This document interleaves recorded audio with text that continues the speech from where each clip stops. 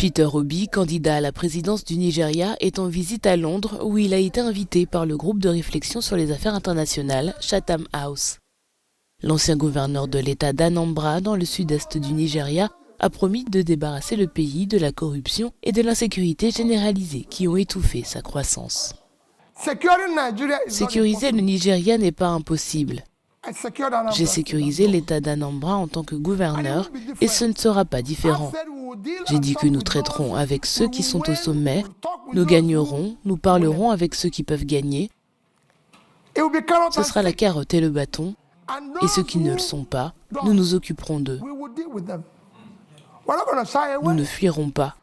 Le Nigeria doit être sécurisé en tant que pays, chaque pays doit être sécurisé, mais nous ne pouvons pas, nous n'allons pas nous défiler devant ce problème.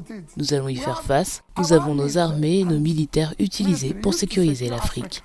Peter Obi fait partie d'un groupe de 18 candidats.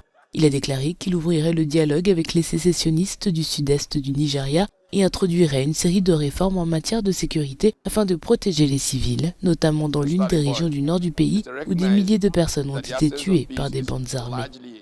Le point de départ est de reconnaître que l'absence de paix est en grande partie un facteur économique parce que les gens n'ont pas de débouchés. Ils sont des recrues faciles pour les personnes ayant toutes sortes d'objectifs fâcheux. Il faut donc s'attaquer à l'économie, car le principe de la poule et de l'œuf ferait une grande différence. Mais il faut d'abord parler à toutes les parties prenantes et les faire participer de manière appropriée. Et quand l'engagement ne fonctionne pas, vous montrez la force de l'autorité de l'État. Le gouvernement doit être plus impliqué dans l'éducation et pas seulement cela.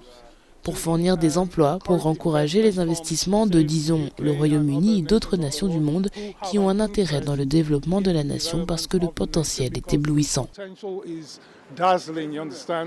Les Nigérians se rendront aux élections du 25 février avec l'espoir d'élire un président qui répondra à leurs attentes, qui n'ont pour beaucoup pas été satisfaites par le président Muhammadu Buhari, dont l'administration de 8 ans touche à sa fin.